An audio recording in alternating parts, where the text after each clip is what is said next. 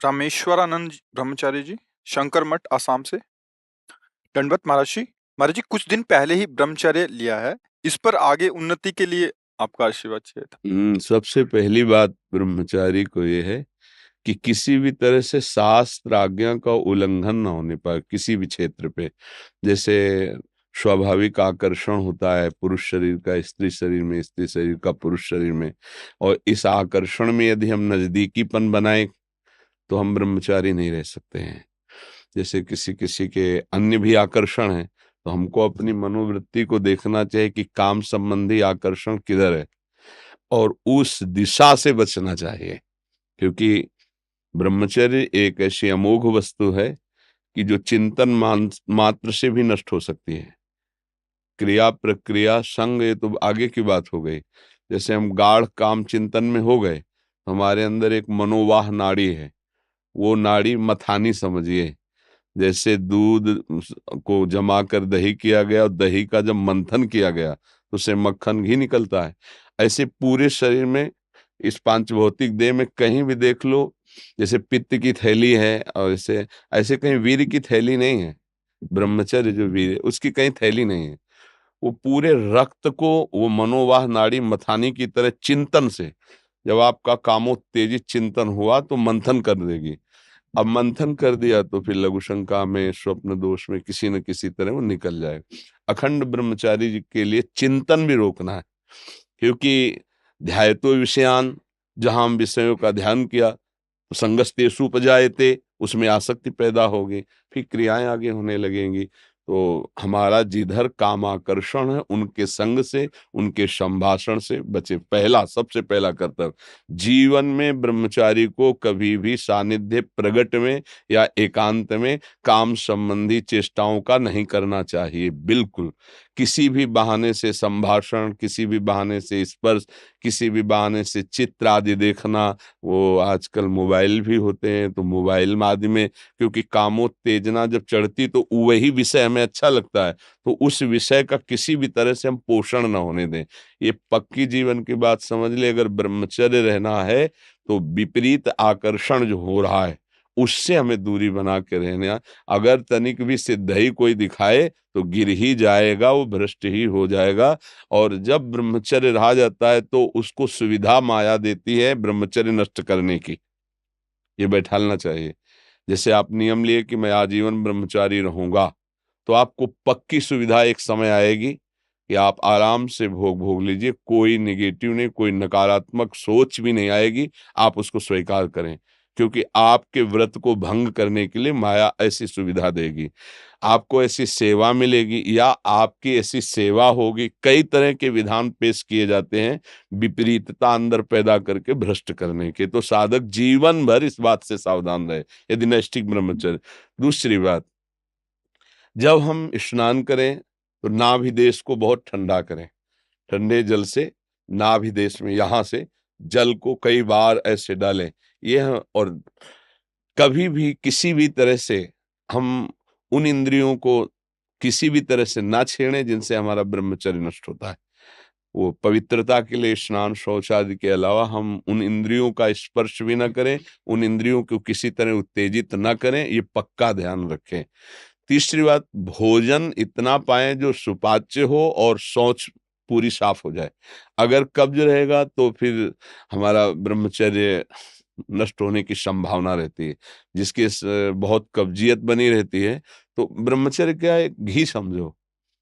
वो उसको उचित आहार विहार से संयम में किया जाता है।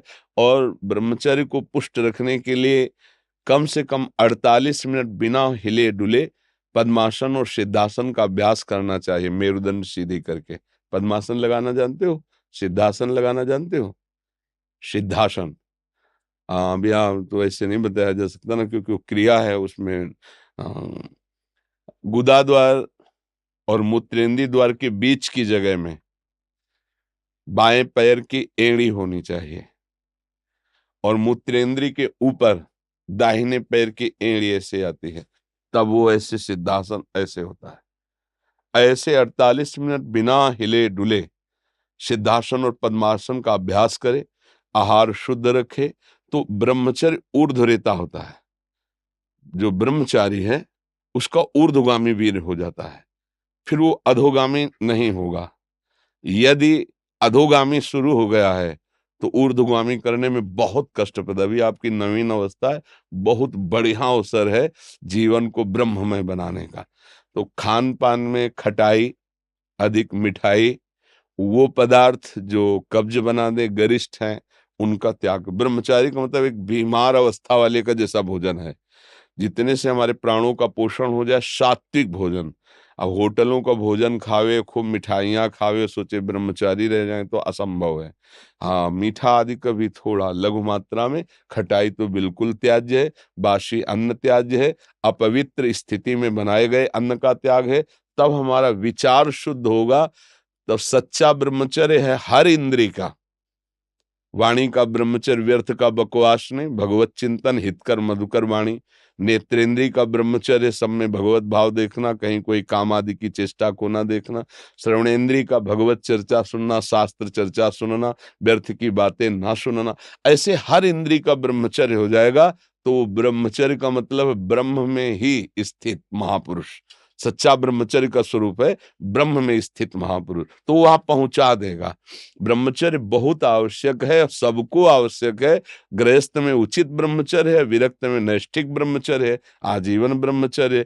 जो ब्रह्मचर्य का महत्व नहीं रखते हैं उनका जीवन कूड़ा हो जाता है, उत्साहहीन, और कई तरह के ऐसे महान दोष उत्पन्न हो जाते हैं ब्रह्मचर्य की हानि से। तो ब्रह्मचर्य की हानि ना होने पाए ऐसा आहार, और शयन करने में दाई करवट का ज्यादा प्रयोग करें, दाई करवट का। और शयन 5 घंटे से अधिक नहीं, 24 घंटे में 5 घंटे शयन पर्याप्त है।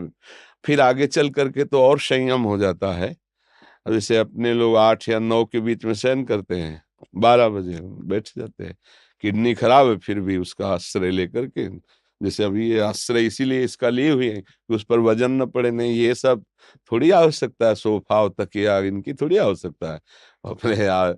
अब ऐसे बैठे तो फेल किडनी है, वो जो सेवाएं बन रही वो नहीं बन पाएंगी। तो हर समय जब आप बैठें तो मेरुदंड सीधा, इसका ध्यान रखें, आगे नासाग्र दृष्टि रखें और सावधानी से शयन करें। शयन करते समय बड़ा खतरा है। शयन के समय हमारी इंद्रियां और मन बहुत चंचल होता है। उस समय अगर ब्रह्मचारी भगवत चिंतन करते हुए, उसको नींद से मतलब नहीं है, तन्मयता धारण करते हुए नींद में चला गया तो बच जाएगा। अगर कहीं उस समय वो छूट दे दी और पास में मोबाइल है तो कभी ब्रह्मचर्य नहीं रह सकता। मोबाइल आप रखते हैं? रखना तो होता है। सत्संग ये सब सुनते हैं।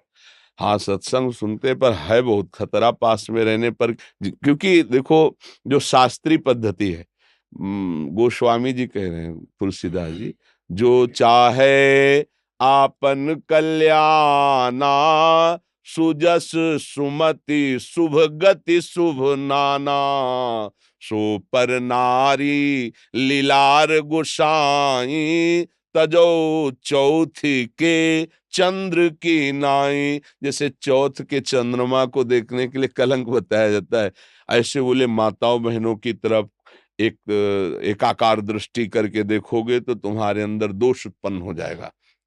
महापुरुषों ने जो कहा है कि अगर शुभ गति चाहिए, शुभ कल्याण चाहिए, तो इनके चरणों की तरफ देखो। भाव तुम्हारा शुद्ध रहेगा, बात करनी तो ऐसे बात कर लो।